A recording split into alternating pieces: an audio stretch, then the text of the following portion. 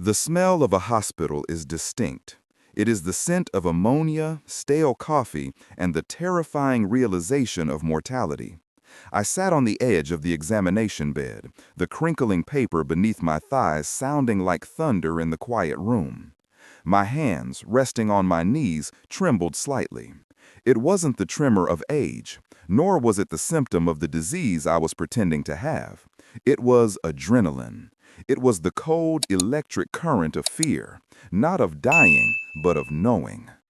I am Robert Sterling. I am 74 years old. I built Sterling Logistics from a single rusted delivery truck into a global fleet that moves mountains across oceans. I have negotiated with warlords, stared down hostile takeovers, and survived economic depressions.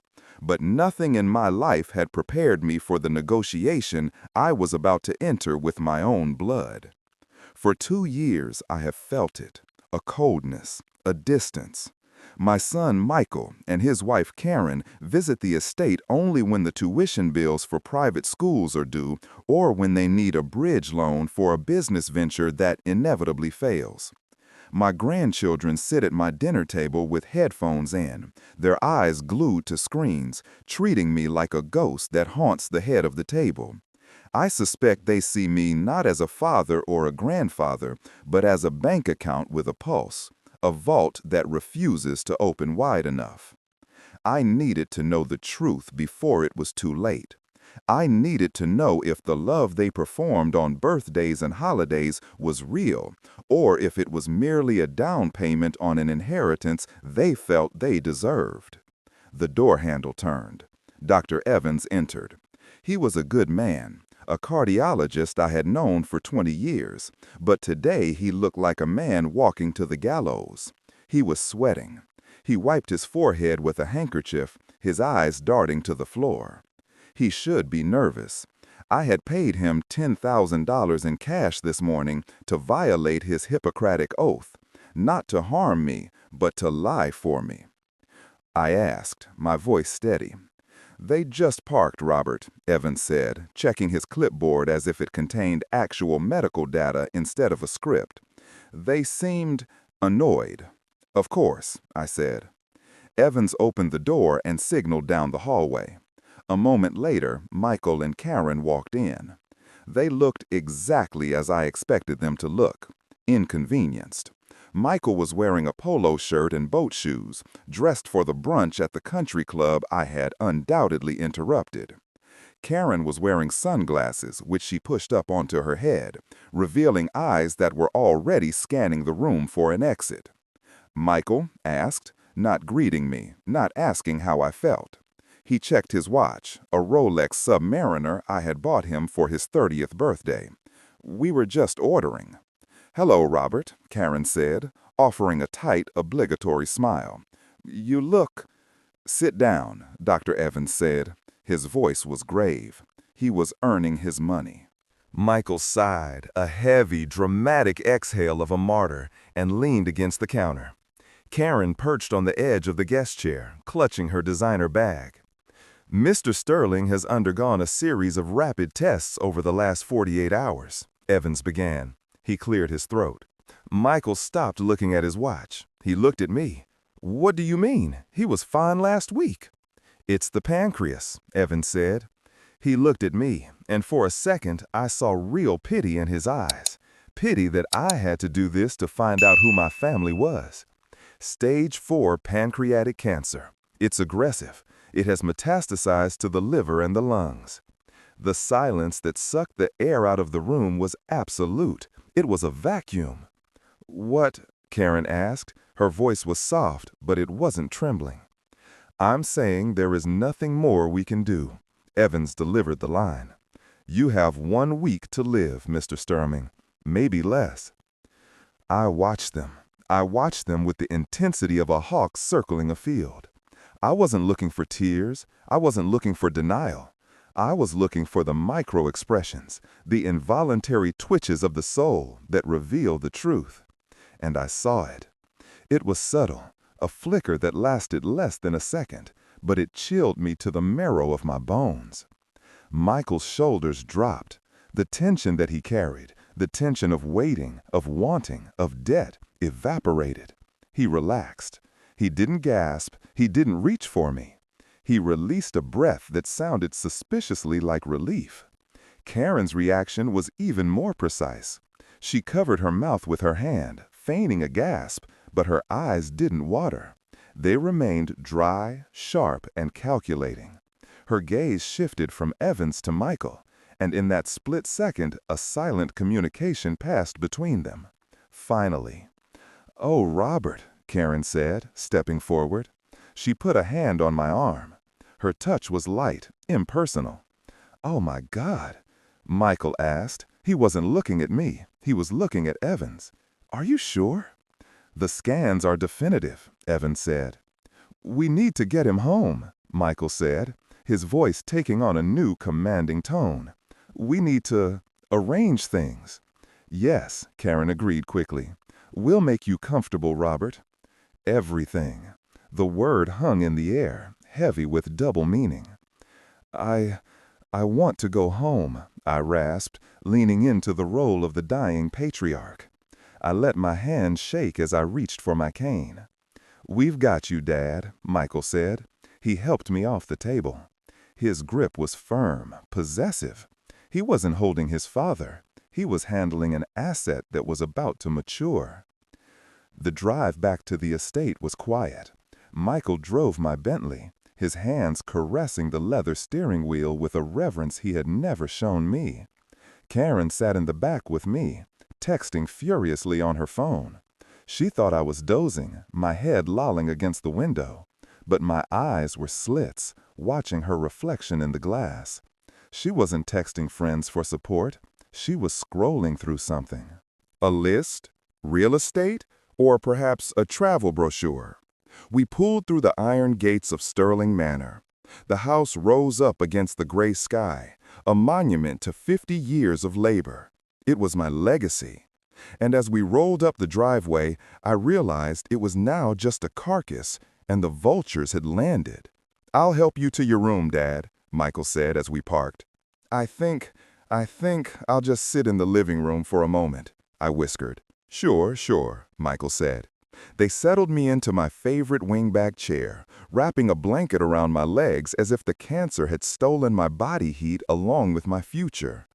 Then the charade of care ended, and the inventory began. It started subtly. Karen went into the kitchen to make tea, but I heard the distinct sound of the silverware drawer opening, the one that held the antique silver service from the 1800s. She wasn't making tea. She was checking to see if it was all there. Michael wandered. He walked around the living room, picking up objects. A Ming vase, a bronze sculpture by Rodin. He didn't look at them with appreciation. He looked at the bottoms, checking for maker's marks, assessing value. "Dad," Michael said, turning to me, holding a crystal decanter, "did you ever update the insurance rider for the contents of the house?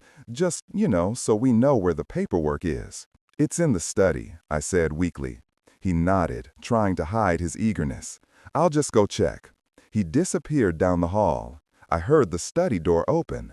Karen came back in, not with tea, but with her phone pressed to her ear.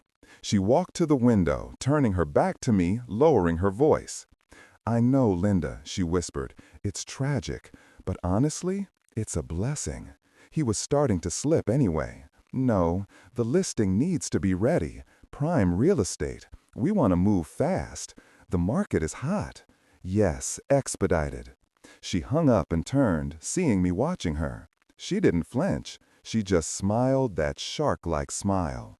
"Just updating your sister, Robert." My sister died 5 years ago. The betrayal was a physical weight, pressing down on my chest, harder to breathe against than any tumor. I sat there, trapped in my own home, watching them dismantle my life while I was still drawing breath. If you are listening to this, and you have ever wondered if the people around you truly care, or if they are just waiting for your seat at the table to empty, pay attention. Look at their eyes when they think you aren't watching. Listen to the tone of their voice when they think you can't hear. Don't let your legacy be stolen by those who didn't build it. I wish someone had told me that the loudest mourners are often the ones checking your pockets for the keys. The afternoon bled into evening. They ordered pizza. My stomach couldn't handle it, they said, so they ate it in the kitchen while I sipped water. They opened a bottle of my 1982 Petrus, a $5,000 bottle of wine, popped open to wash down pepperoni pizza. "To Dad," I heard Michael toast from the kitchen. "To new beginnings," Karen replied. The clink of glasses was sharp and cheerful. I demanded to be taken to bed at 8 p.m. I needed to escape them. I needed to think. Michael helped me upstairs, his patience already wearing thin. He practically dropped me onto the mattress. "Rest up, Dad," he said. "Big day tomorrow. We need to go over some paperwork. Power of attorney, deeds." "Tomorrow," I whispered. He turned off the light and closed the door. I lay in the dark, staring at the ceiling. The silence of the house was different tonight. It wasn't peaceful. It was predatory. I waited. I knew they wouldn't leave. At 11 p.m., I heard the door creak open. I closed my eyes instantly. I regulated my breathing, forcing a rhythmic, shallow rasp. I was the dying man. I was the prey. Footsteps, 2 sets, soft, sock-clad feet on the Persian rug. They came to the side of the bed. I could smell the wine on their breath. I could feel their eyes on me. "Karen," whispered. "Yeah," Michael hissed back. "He took the morphine Evans gave him." She asked. "Not yet," Michael said. "He's stubborn. Even dying, he's stubborn. He wanted to read it first." "We don't have time for him to read it, Michael," Karen snapped, her voice low and venomous. "1 week? What if he lingers? What if he decides to change it to some charity at the last second?" "He's weak, Karen. Tomorrow. We'll get him to sign it tomorrow," Karen asked. There was a pause, a silence that stretched so tight I thought it would snap. Michael's voice dropped to a whisper so quiet I almost missed it. "Maybe we accidentally double his morphine dose. The doctor said he's in pain anyway. He said the end would be painful." My heart stopped. Literally, for a second, the muscle seized in my chest. It wasn't just greed anymore. It wasn't just callousness. It was malice. It was murder. They weren't just waiting for me to die. They were willing to help me along. They were standing over the man who had paid for their wedding, for their house, for their cars, and they were discussing an overdose like they were discussing the weather. "Just get the signature," Karen said. They turned and left the room, closing the door with a soft click. I opened my eyes. The darkness of the room was absolute, but my vision had never been clearer. I lay there, listening to the house settle, listening to the blood rushing in my ears. I felt a tear slide down my temple and soak into the pillow. It wasn't a tear of fear. It was a tear of mourning. I was mourning the son I thought I had. I was mourning the illusion of family. That illusion was dead. Michael and Karen had killed it. But Robert Sterling was very much alive. I sat up in bed. The trembling in my hands had stopped. The weakness I had feigned all day evaporated, replaced by a cold, iron resolve. I realized then that the man I raised was gone. In his place was a predator who smelled blood in the water. And I was no longer his father. I was his prey. But predators often forget one crucial thing about the jungle. They forget that the old lion, the one with the gray mane and the scars, didn't get to be old by being weak. He got to be old by being the most dangerous thing in the dark. I swung my legs out of bed and walked to the window, looking out over the estate that they thought was already theirs. Coro whispered to the glass, "Living with an expiration date changes the texture of the air you breathe. It turns the atmosphere in your own home thick, heavy, and suffocating, like breathing through a wet wool blanket. For 3 days, I became a ghost haunting the corridors of the mansion I had built. I moved silently, my slippers making no sound on the plush carpets, avoiding the floorboards I knew would creak. I was invisible to them, not because I was hiding, but because they had already buried me in their minds. To Michael and Karen, I was no longer a person. I was an administrative hurdle they had to clear before the real party could start. The house became a hive of premature celebration. They stopped whispering. They stopped pretending to be somber. I lay in my bed, staring at the ceiling, listening to the distinct pop of a cork being drawn from a bottle in the kitchen. It was 11 a.m. on a Tuesday. "Open the 95 Cabernet," I heard Michael's voice drift up the stairs. "The old man won't know the difference." "We should save the good stuff for the wake," Karen replied, her voice light and teasing. "Screw the board members," Michael laughed. I gripped the sheets until my knuckles turned white. They were drinking my wine, eating my food, and planning their ascension on the ashes of my life. But they didn't know that the house was watching them. Months ago, when the first seeds of suspicion had sprouted in my gut, when I noticed cash missing from my wallet and bruised looks from the staff, I had installed them. Tiny pinhole cameras hidden in the eyes of the portraits, in the smoke detectors, in the decorative molding of the ceiling. I had access to all of them via the tablet I kept hidden between my mattress and the box spring. I spent my days watching the feed. It was a masochistic ritual, a slow-motion car crash I couldn't look away from. I watched Michael in my study, sitting in my leather chair, putting his feet up on my desk. I watched him open my humidor and light one of the cohibas I had been saving for my 75th birthday.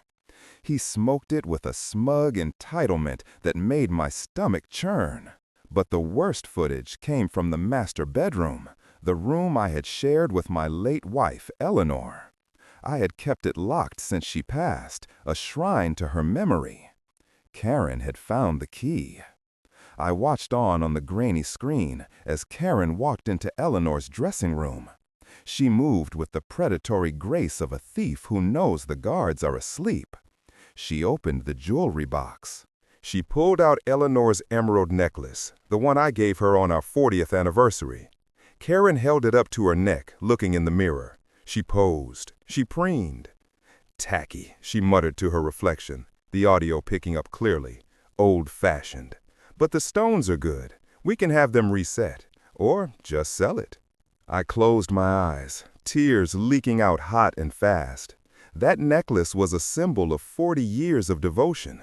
To her, it was just a down payment on a vacation. The grief was a physical weight, pressing on my chest, threatening to crush the resolve I had built. But I forced myself to watch. I forced myself to listen. I needed the anger. I needed the rage to burn away the weakness so I could do what had to be done. I reached for the burner phone I had taped to the underside of my nightstand. I dialed a number I knew by heart. "Mister?" The voice was gruff, familiar. It was Arthur Henderson, my attorney and the only man on earth I trusted implicitly. "It's time, Art," I whispered into the phone. Arthur asked, "Once we initiate this, there's no going back."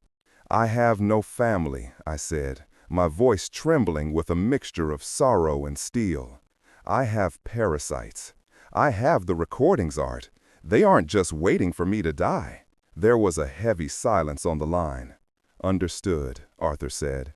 "I'll have the papers drawn up, and I'll contact the district attorney." "Friday," I repeated.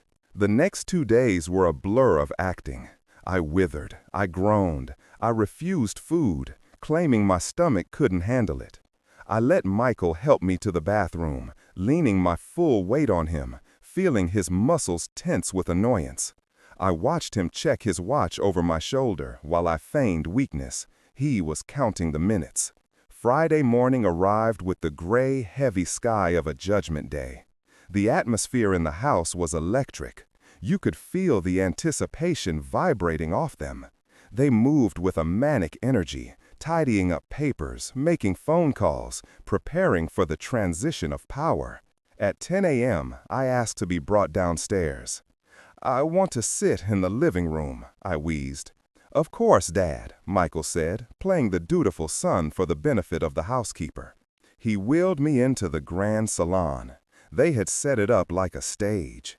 My favorite chair was positioned by the window. A small table was set next to it with a glass of water and a pen. They draped a blanket over my legs, tucking it in tight, effectively pinning me to the chair. I slumped, letting my head loll to the side. I looked frail. I looked defeated. Michael sat opposite me on the sofa. Karen perched on the armrest next to him, her hand resting possessively on his shoulder. They looked like royalty waiting for the crown to roll to their feet. "Dad," Michael began, his voice dropping to a practiced, somber tone. "We need to handle a few things. I know you're tired. I know you're in pain." He reached into his briefcase and pulled out a thick stack of documents. "It's just the standard power of attorney," he lied, placing the papers on the table in front of me, "and the transfer of deed, just to make things easier for us to handle the estate after." I looked at the papers. The text was dense, but the intent was clear. It was a total surrender, a complete abdication of my empire, my home, and my dignity. I reached for the pen. My hand trembled violently. I let the pen hover over the signature line. Michael leaned in, his eyes hungry, his breath shallow. Karen stopped blinking. This was it, the moment they had killed for. I lowered the pen. Then I stopped. I have a few conditions," I wheezed. The words came out as a rattle. Michael's jaw tightened. "Conditions? Dad, we don't have time for conditions." "Anything, Dad," Karen interjected, squeezing Michael's shoulder to silence him. She smiled at me, a predator baring teeth. "I want to watch a video first," I said. "A home movie. For memories. I want to see—" Michael rolled his eyes, a gesture of pure petulance. "Seriously? Now?" "No," I said, a surprising hint of firmness entering my voice. "Now." Michael sighed, a heavy, dramatic sound of martyrdom. "Fine." "It's queued up," I said, pointing a shaking finger at the large 80-inch television mounted above the fireplace. Michael grabbed the remote from the coffee table. He aimed it at the screen, looking bored. "Okay, Dad." He pressed play.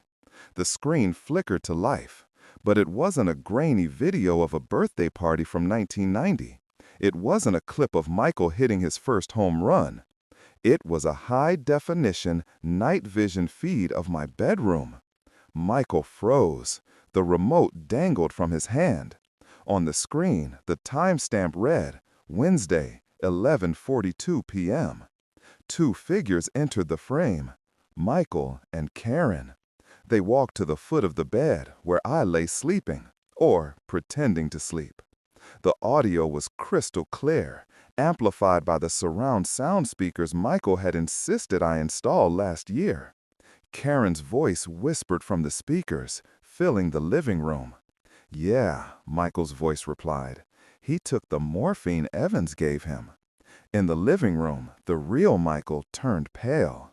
His skin took on the color of wet ash. Karen stood up, her hand flying to her mouth. "Michael," whispered. On the screen, the conversation continued. "Not yet. He's stubborn, but he's weak. Tomorrow. We'll get him to sign it tomorrow." The silence on the screen matched the silence in the room. It was absolute. Then the line came. The sentence that severed the last thread of blood that bound us. Screen Michael's voice dropped, cold and devoid of humanity. "Maybe we accidentally double his morphine dose. The doctor said he's in pain anyway." The recording ended. The screen went black. The sound of Karen's wine glass hitting the floor shattered the silence like a gunshot. Red wine splashed across the Persian rug, looking disturbingly like blood. "Michael," stammered. He backed away from the TV as if it were radioactive. He looked at me, his eyes wide with a terror I had never seen before. "Dad, you're confused. That's manipulated. It's AI." "I am not confused," I said. My voice was no longer a wheeze. It was a hammer. I threw the blanket off my legs. I stood up. I didn't wobble. I didn't reach for the cane. I stood to my full height, straightening my spine, shedding the invalid persona like a snake shedding dead skin. I looked at them, and for the first time in 2 years, they saw Robert Sterling, the man who crushed competitors and built skyscrapers. "I am also not dying," I announced. The words rang off the vaulted ceiling. "Dr. Evans has given me a clean bill of health. My pancreas is functioning perfectly. My liver is pristine." Michael stumbled back until his legs hit the sofa, and he sat down hard. $10,000, I said coldly. The realization hit them like a physical blow. The entire week, the diagnosis, the tears, the weakness, it was all a test, a trap. And they had walked into it with their eyes wide open, blinded by greed. "Dad, please," Karen whimpered, tears streaming down her face now. "We didn't mean it. It was just stress talking. We were venting." I looked toward the hallway. "Mister?" Arthur Henderson stepped into the room. He wasn't alone. Flanking him were 2 uniformed police officers and a detective in a cheap suit. Michael made a noise like a wounded animal. "Attempted conspiracy to commit murder," Henderson said calmly, adjusting his glasses. "Along with attempted grand larceny and elder abuse. We have the audio." He held up an evidence bag containing a small amber vial. "And we have the altered morphine bottles you prepared in the kitchen this morning." Karen screamed. It was a high, thin sound of a life ending. Michael fell to his knees. He crawled toward me, grabbing the hem of my trousers. Dad, please, don't do this. It was a joke." I looked down at him. I looked at the son I had taught to ride a bike. I looked at the man I had bailed out of debt a dozen times. I looked for a spark of love, of pity, of anything. But the well was dry. He had drained it. "You love my money," I corrected him, my voice as cold as the ice in a morgue. "You love the lifestyle I built." I pulled my leg away from his grasp. "Get them up," the detective barked. The officers moved in. I watched as they hauled Michael to his feet. I watched the cold steel of the handcuffs click around his wrists. I watched Karen trying to fix her hair, sobbing hysterically as she was led toward the door. "Dad," she screamed over her shoulder. "I have no family," I said to the empty room. They dragged them out. The front door slammed shut, cutting off their pleas. The silence that returned to the house was heavy. It was the silence of a battlefield after the cannons have stopped. I stood there for a long time, looking at the spilled wine on the rug. I felt a profound sadness wash over me, the grief of losing the family I thought I had. It was a death in a way. I had lost a son today. But beneath the grief, there was a bedrock of peace. I was alive. I was safe. I had engaged the purge, and the rot was gone. I walked over to the table where Michael had left the bottle of wine, my wine. I poured a glass. My hand was steady. I walked to the window and looked out at the garden. The sun was setting, casting long shadows across the estate. It was mine, all of it. I raised the glass to my reflection in the window. "To the one thing they couldn't steal," I whispered. I took a drink. It tasted like survival.